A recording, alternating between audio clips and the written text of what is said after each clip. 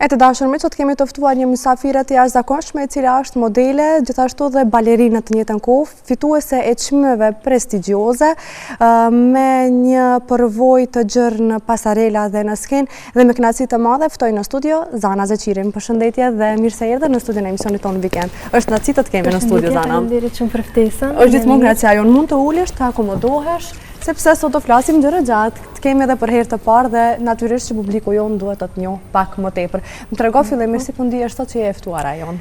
Po ndihem shumë mirë edhe jam shumë falenderuese për ftesën, edhe me gjithë qef erdha, edhe mirë. A mundesh me më tregu se si ka filluar rrugtimi yt si balerine më pastaj edhe si modele? Po së pari me baletin kam filluar prej që kam qenë e vogël, prej në moshën 5 vjeçare. Edhe aty do me thonë ishte hera e parë që kom dalë në skenë, edhe pastaj kështu filloj dëshira që të vazhdoj më tutje në skenë, në prapa skena, do me thonë gjithmonë më ka pëlqy, edhe pastaj në një moshë më të rritur, filloj edhe dëshira pak për fashion model, për kështu, edhe pastaj një agjencion më ka kontaktuar, pastaj kështu fillova dhe me thonë edhe me sfilata mote edhe kështu. Më trego se kur e kuptove se baleti është pasioni yt? E fillove ti vetë baletin apo ishin prindërit ata cilët vendosën që ti jesh një balerinë? Po unë gjithmonë, pri kur kam qenë e vogël gjithmonë, dhe me thonë kom këshyrë në YouTube video të balerinave dhe gjithmonë i kam imitu ato. Jo ta bëj shpagën, jo atë, jo këtë, dhe kam qenë shumë elastike. Edhe pastaj prindrit kur më panë, më kanë regjistru në balet, edhe kështu do me thonë fillova rrugtimin e baletit dhe vazhdova deri këtu. Cila moshë ka qenë që ke filluar? Prej në moshën 5 vjeçare. Më trego, si e përjetove atë moment kur e more vendin e parë në Beograd? Kur e mora vendin e parë në Beograd me baletin, ishte do me thonë shumë ndjenje mirë, për shkak se edhe shumë jam mundu, por edhe si kur vjen pa prit është edhe ndjenja lama e mirë, kur është do me thonë... Kur nuk e beson, e prisja që ta marrish vendin e parë, apo? Jo, nuk e prisja, do me thonë vetëm mendova që... Do të jetë një eksperiencë për ty, një përvojë. Po, një eksperiencë, por pastaj kur e mora vendin e parë, do me thonë u gëzova shumë edhe ishte në ndjenjë shumë e mirë edhe normal, do me thonë është eksperiencë shumë e mirë, e jashtëzakonshme. Një e veçantë. Më trego se çfarë të ka mësuar baleti që ta përdorësh edhe në profesione të tjera? Stili i baletit do me thonë mund të përdoret në shumë mënyra. Edhe tani edhe që jam edhe modele mundem të bëj poza të ndryshme, do me thonë me baletin, po ashtu baleti mund të çojë edhe në rrugën e aktrimit dhe filmit, sepse skena është e njëjtë, ndahet do me thonë, edhe mund është do me thonë me pas ma shumë eksperiencë në filma, si në sfilata mode, do me thonë kjo ishte rrugtimi i parë ku mi hapi dyert. Si kalove nga baletit tek modelingu, përderisa po ushtroje balet, e ke menduar ndonjëherë vetën si modele, apo erdhi shumë spontanisht gjithçka? Do me thonë, kur isha në balet, asnjëherë nuk mendova që të bëhem modele, por me kohë, do me thonë, edhe më shumë ishte edhe njerëzit që më kanë thënë, se nuk bëhesh modele, ashtu kështu, po pastaj edhe më ka kontaktuar një agjencion, më ka shkruar në Instagram, dhe pastaj tha të kemi takim, pastaj kështu vazhdova me agjencionin të punoj më tutje, në photoshoota, sfilata mode, komercialit të ndryshme, e tjerë. Çfarë moshe ishe kur e more ato ofertë nga një agjencion marketingu? Isha 15 vjeçare. Dhe si e prite këtë ofertë? Ishte shumë. Tu besoje syve tu se po të vinte një ofertë e tillë? Jo, nuk e besoja, do me thonë ishte pa prit. Kur e pash mesazhin në Instagram, do me thonë njëherë thash mos është duke tallë dikush, po pastaj kur e pash që ishin agjencion serioz, do me thonë u takova me ato dhe filluam me punë. Do me thonë filloj gjithçka shumë spontanisht dhe shumë shpejt dhe nga atëherë nuk e ndalur në këtë. Më tregohet se cila prej sfilatave është një prej përvojave tua më të paharrueshme deri më tani? Po, deri më tani sfilata më e paharrueshme është kur isha në Beograd te Top Model Europe, ishte sfilata ku aty fitova edhe styling për Jean-Paul Gaultier, që ishte inspirimi. Ajo është e paharrueshme për shkak se shumë dha shmond, edhe ishte procedurë shumë e gjatë për të arritur deri këtu. Ishte procedurë një vjeçare. Ishte, duheshte të mirësh vetëm me casting, me foto, me photoshoot, trajnim të ndryshëm, edhe kjo ishte e paharrueshme. Më trego si ishte të sfiloje në eventet si L'Oréal Paris dhe Izetsuri? Ishte shumë përvojë e mirë, për L'Oréal Paris ishte një ndër sfilatat më të para që kisha për flok, aty pata shumë eksperiencë të mirë dhe njoftova shumë njerëz të mirë. Edhe për Izetsurin, ishte shumë ndjenje mirë, pash edhe veshje të ndryshme nga dizajnere të ndryshme, që ishin pjesë e institucionit Izetsuri dhe aty njoftova edhe shumë dizajnerë të ndryshëm, që tani ende po planifikojmë edhe photoshooting tjera. Dhe ishte shumë eksperiencë e mirë. Na trego pak për përvojën tënde në Top Model Europe dhe çmimin që e fitove?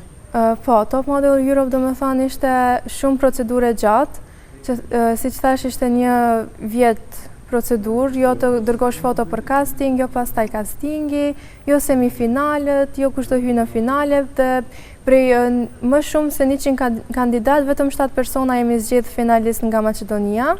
Kishte edhe shtetet e tjera si Kroacia, Mali i Zi, Serbia dhe Maqedonia, që për herë të parë bashkë në Ballkan ky eventi. Këto organizatorët janë të Parisit. Dhe njëherë kisha pak frikë se edhen nga Parisi tash këtu. Por pasi fitova finaliste kisha edhe më shumë konfidencë. Kur shkova aty në Beograd, fitova çmimin Best Styling. Inspirimi ishte nga Jean-Paul Gaultier dhe mu ishte eksperienca më e mirë. Një ndjenje e papërshkrueshme. E vetmja që të fitoj për styling nuk e kisha pritur. Më trego me cilët dizajner të njohur ke bashkëpunuar dhe si ka qenë përvoja me ta? Përvoja ka qenë shumë mirë, ajo organizatorja ishte dizajnere. Ajo quheshte Shaleva nga Parisi, po ashtu ma ka dhuruar edhe këtë gjaketën si dhurat. Ishte shumë përvojë e mirë, kam punuar edhe me dizajnerë si Suzana Peric, ajo është shumë e njohur në Ballkan. Kishte veshjen shumë elegante. Po ashtu ishte edhe Irina Tosheva, po edhe Frosina Kulakova nga Izetsuri, që për fat të keq ndërroi jetë, po e kemi mbajtur sfilatën për hir të asaj. Më trego se çfarë ndjesie të jep dalja në skenë si balerinë dhe pastaj si modele në pasarela? Po, dalja në skenë si balerinë, më jep ndjenjë shumë të mirë. Tërë ditën jemi atje me balerina, duke u bë gati.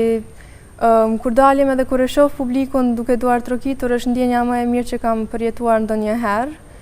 Edhe si modele, është pak më ndryshe se sa skena e baletit, për shkak se aty vetëm drejt duhesh të hecish, por ishte është një ndjenjë shumë e veçantë që nuk kam menduar që do ta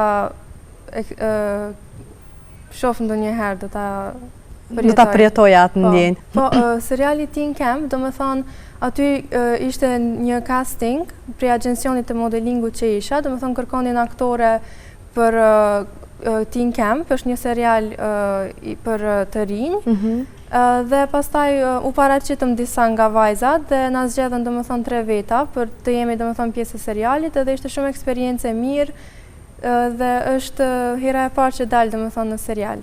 Apo, e sheh veten më tutje sërish në serial? Ndoshta po. Në këto të trijat, ku të flet zemra më shumë?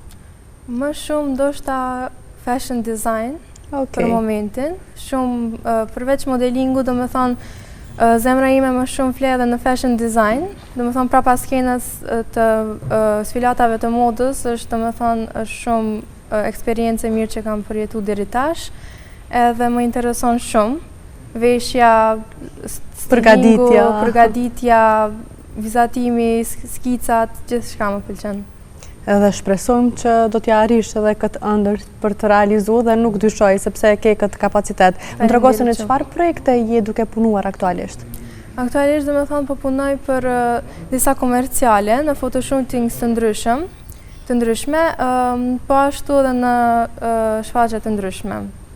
Teatrale, dhe me thonë. Nëse flasë për synimet e tua për të ardhmen, a është kjo që të jesh në prapaskenë ose?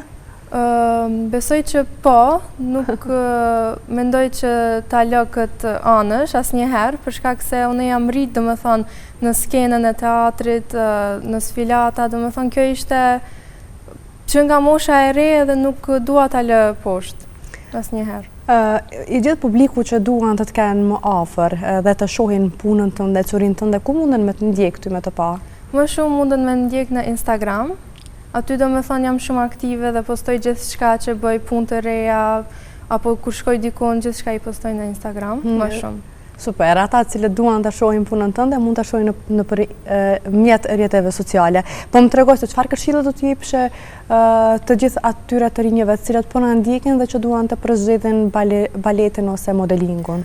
Do kisha thënë që mos të dorëzohen kurrë, se çdo herë do të ketë, domethënë, sfida të ndryshme, ndoshta do mendosh se dikush është më i mirë se ty, po me të vërtetë të gjithë jeni në nivelin e njëjtë dhe mundesh ta bësh.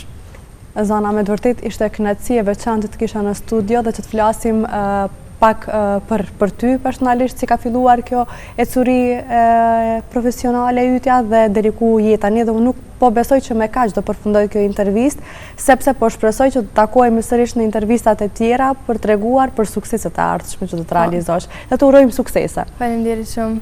Ishte kënaqësi edhe një herë. Faleminderit shumë. Të dashur miq, kjo ishte sa i përket bisedës. Neve tani do të shkëputemi për disa minuta dhe do të rikthehemi sërish në studio.